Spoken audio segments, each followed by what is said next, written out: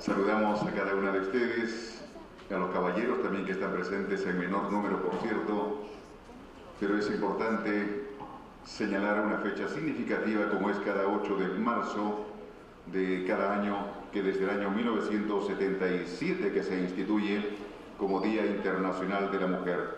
Queremos saludar muy cordialmente a cada una de las mujeres que en esta oportunidad, representantes de las diversas organizaciones sociales y que hoy están aquí en el auditorio José Faustino Sánchez Carrión, aquí en el Congreso de la República. Agradecerle por su presencia y estar prestos a escuchar a cada uno de los expositores. Saludamos la presencia a la mesa que acompaña justamente al señor congresista Mesías Guevara Amasifuen. Bien, para la apertura vamos a invitar a la doctora Pati Pello, coordinadora de Género para América Latina de IDEA. La recibimos. Muy buenas noches.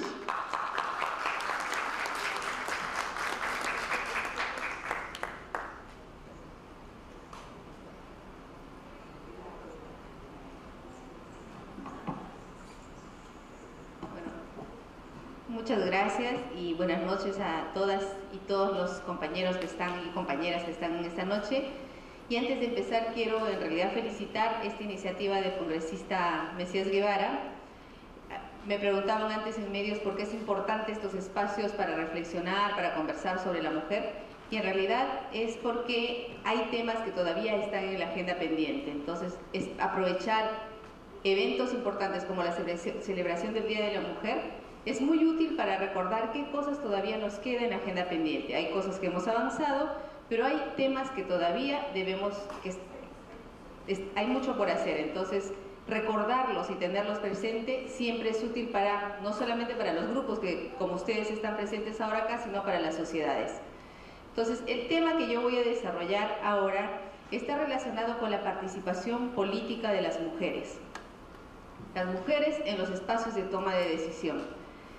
Y entonces, para hablar de este tema es siempre útil ver cómo está el panorama político en el Perú, pero también en Latinoamérica. Y ahí podemos ver que la presencia de mujeres en realidad es un tema todavía muy pendiente en toda la región. En los últimos años se han incrementado los puestos en los parlamentos, las curules parlamentarias ocupadas por mujeres, pero aún no es suficiente. Como vemos en este gráfico, hay algunos países como Nicaragua, Costa Rica, Argentina, México, que tienen porcentajes de mujeres parlamentarias que superan el 30%. Hay otro buen grupo de países como El Salvador, Bolivia, Perú, República Dominicana y Honduras, donde los porcentajes están entre 20 y 30%. Pero hay otro grupo de países donde la presencia de mujeres está por debajo del 20%. Nosotros como país estamos dentro del promedio regional, que está alrededor del 22% actualmente. Sin embargo, este todavía no es un porcentaje equilibrado. O sea, de cada 100 parlamentarios o 100 parlamentarias, solamente 22 son mujeres.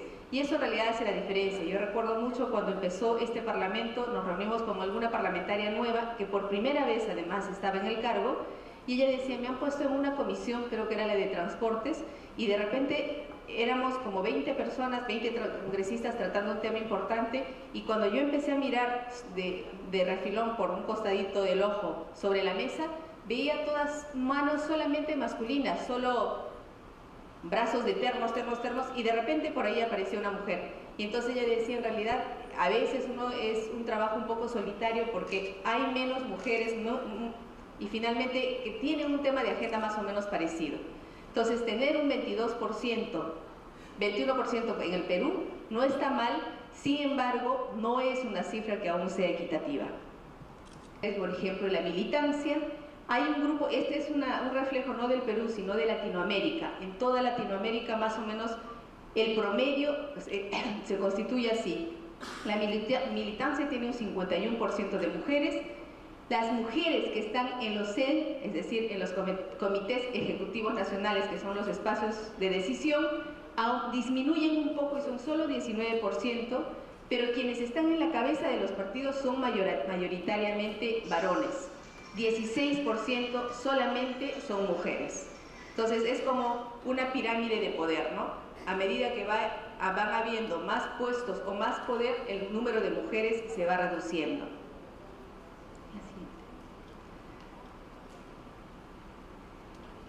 Los datos que hemos visto ahora hasta ahora han sido solamente latinoamericanos para tener una referencia y para que sepamos que el Perú no es una excepción, sino es una corriente en esta región, es una realidad latinoamericana. ¿Cómo estamos en el Perú? Para recordar cómo estamos en el Perú, es importante que veamos históricamente cómo ha ido la participación de mujeres. Creo que no se nota muy claramente en nuestro gráfico, pero bueno, en realidad quizás es porque desde el año 1963 hasta el 1990 la presencia de mujeres ha sido en realidad minoritaria. Si hacen un poco de esfuerzo se van a dar cuenta, está mejor. Ahí nos vamos a dar cuenta que la presencia de mujeres ha sido mínima. Recuerden ustedes que en el Perú se aprueba el voto femenino en 1955 y por primera vez se aplica en 1956. Al 2013, ¿cómo nos ha ido en las últimas elecciones? En realidad hemos mejorado un poco, pero todavía, como les decía antes, es un tema de agenda pendiente. En el Congreso actualmente hay casi 22% de mujeres parlamentarias. A nivel regional no tenemos ni una sola presidenta regional y es importante que sepan que han habido solamente 3.8 de mujeres candidatas a las presidencias regionales. Por lo tanto, si hay pocas mujeres que candidatean, las posibilidades de ser elegidas son bastante menores. Como vicepresidentas tenemos un 8.3 mujeres. En las alcaldías provinciales y distritales, en promedio, más o menos, casi llegamos al 5%. E igual, fíjense, a nivel provincial hubieron 6.3% de mujeres candidatas y fueron elegidas un 4.6%. En realidad, muchas de las que se presentaron fueron elegidas. Y a nivel distrital igual fueron 6.7 las candidatas y casi 4% las elegidas. Entonces, si vemos comparativamente, la oferta electoral ayuda mucho a que más mujeres sean elegidas. Y a nivel de regidurías nos mantenemos alrededor del 24% por la ley de cuotas, que establece que el 30% de las listas tengan presencia candidatas mujeres. ¿Qué sucede en estas listas? Es verdad que todas las listas electorales cumplen la cuota de género del 30%. La Defensoría del Pueblo, en el reporte que hizo a las elecciones de 2010, en realidad mostró que las listas municipales y regionales que incumplieron la cuota de género eran poquísimas, un porcentaje ínfimo. Entonces podemos decir que normativamente se está cumpliendo con la norma y realmente se están llevando al 30% de mujeres. El gran problema es dónde están ubicadas las mujeres que van como candidatas a regidoras distritales y municipales. Si vemos este cuadro nos vamos a dar cuenta que la gran mayoría de las mujeres que candidatean están o en el segundo tercio o en el tercer tercio. Es decir, si las ubicamos por tercios, son muy pocas las que están en el primer tercio y tienen más chances de ser elegidas. Hay muchas que son y hacen parte de la lista, pero claro, están en posiciones que muy difícilmente serán elegidas. En algunos casos pueden ser elegidas solamente si la lista es abrumadoramente arrasa en las elecciones y en caso contrario no ocuparán las regidurías. Entonces, cuando empezamos a analizar qué sucede, por qué hay tan pocas mujeres en estos espacios de toma de decisión, hay algunas respuestas que hemos escuchado que son algunos mitos. La primera dice, no hay mujeres preparadas o no hay mujeres interesadas en política. Y en realidad, si no hay mujeres preparadas y empezamos a ver el universo, digamos, nos damos cuenta que no es tan cierto, porque la gente de las universidades está equilibradamente, va entre hombres y mujeres, entre más o menos 40 y 65% de todas las carreras son ocupadas por mujeres. Entonces hay mujeres que están estudiando, hay mujeres que se están preparando y por lo tanto hay mujeres que están preparadas. Por otro lado, hay muchas mujeres que están en organizaciones sociales y en comunidades y que tienen mucho reconocimiento como lideresas. Realmente el papel que desarrollan a nivel comunal, a nivel barrial, a nivel de organizaciones sociales es muy reconocido. Y entonces sí hay mujeres que están interesadas en estos temas y no tienen necesariamente una participación político-partidaria, pero sí tienen una posición política, defienden ciertos derechos y tienen ciertas posiciones políticas frente a determinados temas. Y finalmente, en los partidos, en el caso peruano, hay algunas diferencias entre cada uno de los partidos, pero aproximadamente entre el 40 y 51% de la militancia es femenina. Por lo tanto, cuando decimos que no hay mujeres interesadas, no es tan cierto, y que no hay mujeres preparadas tampoco. Ahora, muchas veces hemos escuchado decir es que las mujeres no quieren integrar las listas, no quieren hacer parte de ellas, no quieren hacer campaña, por ejemplo. Pero cuando hacemos esta afirmación, en realidad, más que el decirlo, simplemente hay que empezar a analizar por qué no quieren. Y en muchos casos es porque las condiciones para hacerlo son muy complicadas. Muchas veces las reuniones son en altas horas de la noche y finalmente para las mujeres es mucho más complicado participar que para los varones, porque claro, está la casa, están los hijos, está la familia, que es más una carga familiar y las inhibe de hacer ciertas cosas. Por otro lado, las mujeres, hay estudios que demuestran que tienen aproximadamente 27 horas a la semana de trabajo doméstico más que los compañeros hombres. O sea, una mujer que trabaja en algún sitio tiene que hacer su trabajo, tiene que ir a la casa a hacer la labor doméstica y después irse al partido o al espacio político donde quiera participar. Seguramente van a llegar muy cansadas, seguramente no van a poder hacerlo. Y además cuando llegan a la casa tienen que ver a los hijos, tienen que ver la casa y ver las actividades post-laborales y post-escolares domésticas, ¿no? Entonces, no es tan fácil.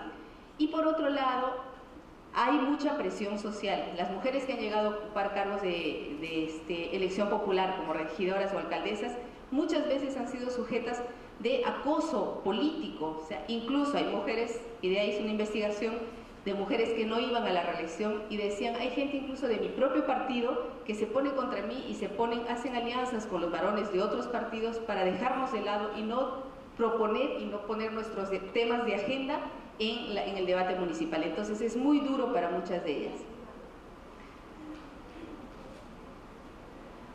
El segundo mito es que hombres y mujeres compiten en igualdad de condiciones. Y he puesto esta figura que ya le he usado otras veces, pero me parece muy gráfica y muy interesante. Estos dos son dos bailarines de jazz, de zapateo. Los dos bailan exactamente la misma música y los dos están en el mismo ritmo, los dos están en el mismo espacio. Entonces, aparentemente, si los vemos a los dos, diríamos, bueno, los dos están bailando y están exactamente en las mismas condiciones. Pero cuando empezamos a ver algunos detalles, nos vamos a dar cuenta que no están tan en las mismas condiciones. Primero, la ropa. Ella está con un vestido que es mucho más complicado para moverse que el compañero, ¿no es cierto? Tiene un vestido muy vaporoso que seguramente tendrá enaguas por debajo, entonces nosotros que hemos utilizado vestidos sabemos que es más complicado movernos con un vestido que con un pantalón. El segundo detalle es que ella imita todo lo que él hace y lo hace de espaldas. Entonces, él va avanzando hacia adelante y ella va haciendo lo mismo pero hacia atrás. Por lo tanto, ya es una segunda complicación. Y en tercer lugar, él está con zapatos chatos y ella está con unos tacos altos. No la vemos, pero claro está con tacones. Por lo tanto, aparentemente están en las mismas condiciones, pero si empezamos a ver algunos detalles importantes para esa escena, nos damos cuenta que la situación no es tan equitativa. Lo mismo sucede en los espacios de política, en los espacios de toma de decisión de campaña política y en la arena política propiamente dicha. Podemos decir que las mujeres en la política muchas veces bailan al revés y con tacones. Primero, cuando empezamos a ver dónde las ubican, nuevamente regresando a Latinoamérica, un 14% de las mujeres únicamente, solamente 14% son ubicadas como cabeza de lista para las elecciones parlamentarias. Esto en las listas que son cerradas y bloqueadas,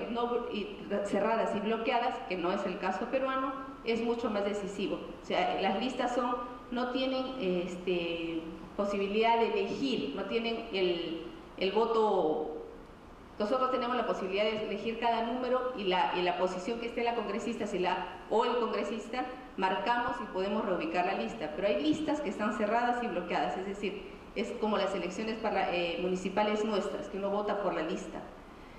Y las mujeres normalmente están en posiciones menos expectantes que los varones. Lo mismo sucede en nuestras elecciones municipales. Para regidurías, los compañeros varones normalmente están en mejor ubicación que las mujeres. Por otro lado, si vemos la cobertura de medios, nos vamos a dar cuenta que la presencia de mujeres en los medios de comunicación es significativamente menor a la de los compañeros varones. IDEA hizo un estudio sobre monitoreo en medios en 8 países entre las elecciones de 2008 y 2012, y en general se nota que la presencia, o sea, la cobertura mediática es mucho más baja siempre para las candidatas que para los candidatos. En las últimas elecciones de 2010, el Perú tuvo aproximadamente un 26% de cobertura mujeres y un poquito más del 74% para hombres. Entonces ya es una cobertura diferenciada.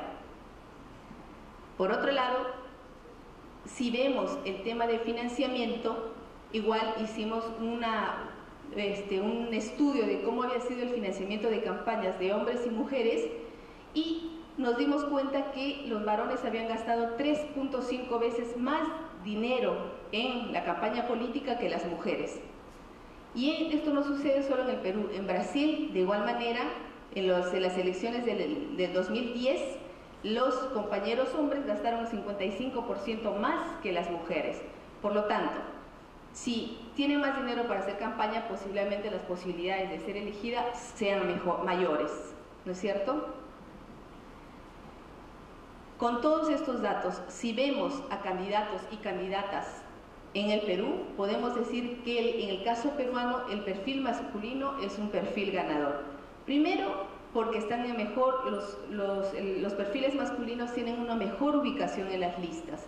Segundo, la cobertura de medios es más alta para los varones que para las mujeres. Y tercero, el financiamiento de campaña es mayor para ellos que para ellas. Por lo tanto, esas 3 condiciones hacen que la competencia no sea necesariamente equilibrada ni equitativa, y además que las compañeras mujeres no estén en mejores condiciones, sino tengan condiciones de campaña peores que las de los compañeros varones. El tercer mito que tenemos, hay gente que ha escuchado decir que dice que las cuotas no son necesarias. Hay gente que considera que los cambios vienen por sí solos, y además mucha gente he escuchado que considera que sí, este tema tiene que ser un tema de meritocracia. Que es cierto, hombres y mujeres tienen que estar bien preparados para llegar al Parlamento. Sin embargo, los datos de Latinoamérica nuevamente nos hacen ver cómo está la situación en la región, y empezamos a darnos cuenta que en realidad la cuota sí sirve como una suerte de palanca para ayudar a promover mayor porcentaje de mujeres o mayor número de mujeres que puedan ocupar estos espacios de decisión. Fíjense, en la primera columna, hasta 1997, la presencia de mujeres era realmente baja. Solamente Argentina tenía un 25% de mujeres parlamentarias. Todos los demás países estaban por debajo del 15%. Y Argentina en ese año tenía ese porcentaje más alto que el resto de los países porque era el único país que había implementado una cuota de género. Ellos aprobaron la cuota de género en 1991 y la empezaron a aplicar desde entonces. Entonces, si se dan cuenta, era el único país que tenía un porcentaje de mujeres representativo. Si miramos después, para el 2013, realmente los porcentajes han aumentado considerablemente, y es porque en todos los países que están en blanco se aprobaron las leyes de cuotas. Entonces, podemos decir que realmente la cuota ha ayudado a aumentar la presencia de mujeres en los espacios de toma de decisión. Hay varios otros países que son los que están en la parte inferior, que aún no tienen cuotas de género, o alguno, como el caso de Paraguay, que sí tiene cuotas de género, pero son unas cuotas muy pequeñas. Ellas estiman que de cada 5 candidatos, 1 debería ser mujer, sea en la lista. y normalmente esa persona, esa mujer es puesta en el quinto lugar, entonces igual la van ubicando en los lugares menos expectantes. Y por otro lado, Brasil, por ejemplo, que también tiene cuota de género, no tiene ningún nivel de sanción, es decir, los partidos que no cumplen con la cuota no son sancionados, y eso ha demostrado ser un factor que no ayuda en la promoción de cuadros femeninos en los espacios de poder. Hay experiencias que demuestran que las cuotas, las sanciones si son económicas no tienen resultados efectivos. En algunos países se probó poner cuota con sanción económica y algunos partidos estaban dispuestos a pagar la cuota y total preferían pagar la cuota y no cumplir preferían pagar la multa y no cumplir la cuota. Entonces, las sanciones son efectivas cuando, por ejemplo, no les permiten inscribir la lista, como es el caso peruano, y hay algunos países donde incluso si algún partido presenta una lista sin cumplir la cuota de género, es quitado del espacio electoral y tiene que volver a recoger firmas para volver a inscribirse. Entonces la sanción es mucho más dura. Y acá es importante que recordemos que si bien las cuotas han ayudado para promover una mayor presencia de mujeres en los espacios femeninos, no es una cosa decisiva. Acá dejé Costa Rica intencionalmente, que está encima de Argentina, porque hasta hace 2 meses el porcentaje de mujeres en el Parlamento era 38.6%. Hace 2 meses no, hasta hace muy poquito. Hace 1 mes han sido las elecciones nacionales y este porcentaje ha bajado y han caído al 30%. Al empezar a ver qué ha sucedido, en realidad se evidencia que ha habido una gran dispersión del voto, hay muchos partidos que se han presentado y casi todos, en casi todas las provincias, han puesto como primeros a candidatos varones. Por lo tanto, no todos los partidos han tenido más de una persona elegida y esa única persona elegida han sido varones. Los que han sido elegidos han sido varones. Eso ha disminuido sustancialmente las cuotas. Eso nos lleva a pensar, nos lleva entonces a darnos cuenta que las cuotas ayudan, pero no son definitivas. Es importante empezar a ver otros mecanismos, a generar una cultura que realmente busque sociedades más paritarias, más equitativas, más equilibradas. Y hay gente que pregunta, ¿y por qué deberían haber más mujeres en el Parlamento? En realidad también hay mucha gente que dice, en primer lugar, porque 50% de la población son mujeres y el otro 50% son hombres. Entonces, solamente por una cuestión de derecho, ese nivel de representación debería ser muy parecido. Pero tradicionalmente el espacio político lo hemos visto como un espacio muy masculino, entonces se hace muy difícil ver esta relación. La segunda, porque hay temas de agenda que para las mujeres son importantes y para los hombres no. Y hay otros temas que son importantes para los hombres y para las mujeres no tanto. Si las mujeres no están en los espacios de representación, estos temas de agenda no van a ser tomados en cuenta. Y para entender esto, por ejemplo, hay algunos ejemplos. A nivel distrital, en algún momento, cuando hacen el presupuesto participativo, estuve en un distrito, en un municipio, donde discutían qué querían hacer. Y de repente el grupo que participaba, que era mayoritariamente masculino, quería hacer una losa deportiva. Entonces, cuando empezaron a ver si se hacía la losa deportiva o no, claro, ya casi habían decidido que hacían la losa deportiva además para fútbol. Y cuando de repente alguien empezó a ver, ¿y por qué las mujeres que no estaban muy presentes les interesará la losa deportiva? Y se dieron cuenta, las mujeres empezaron a decir que sí querían un espacio para hacer deporte, pero no querían la losa deportiva porque era para fútbol y normalmente la utilizaban para el fútbol. Querían otros espacios para ellas también participar porque juegan menos fútbol, juegan vóley y otros deportes que entonces no eran tomados en cuenta porque no estaban en ese momento de decisión. O en algún pueblo donde se definía también por presupuesto participativo, sí se ponía luz o agua en una comunidad. Casi todos los consultados propusieron que deberían ser la luz y casi todos los consultados habían sido varones. Y entonces le decían, ¿y por qué? Y decía, porque claro, yo llego de trabajar a mi casa y quisiera ver televisión porque esté el fútbol o lo que fuera, entonces me interesa que sea la luz.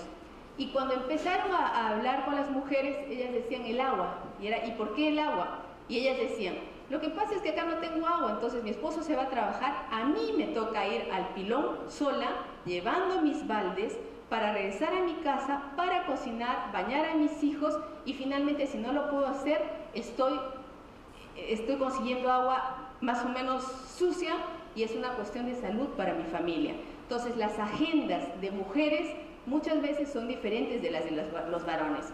Si no estamos en los espacios de toma de decisión, estas agendas no son recogidas. Y en tercer lugar, porque las experiencias de unos y otros son también diferentes. Entonces, no incluir a las mujeres en los espacios de toma de decisión hace perder esta gran experticia que tienen las mujeres en los espacios donde se han estado desarrollando. Entonces, cuando hablamos de política, el incluir a mujeres es fundamental. Y no digo solo el espacio de política, tienen que estar las mujeres y también los varones. O sea, no es una cuestión de revancha que estás tú y no yo. Tiene que ser una cosa compartida. Normalmente esto es difícil porque tradicionalmente la política ha sido espacio de hombres. Entonces, cuesta mucho, no solo a los varones, también a muchas mujeres, el empezar a buscar este espacio como un espacio compartido. Pero es una agenda que está pendiente y es un tema en realidad que ayuda mucho a tener una sociedad más equitativa, más equilibrada y más justa. Muchas gracias.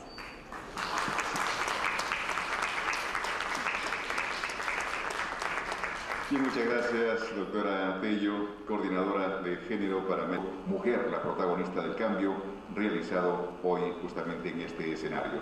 Señor congresista, por favor.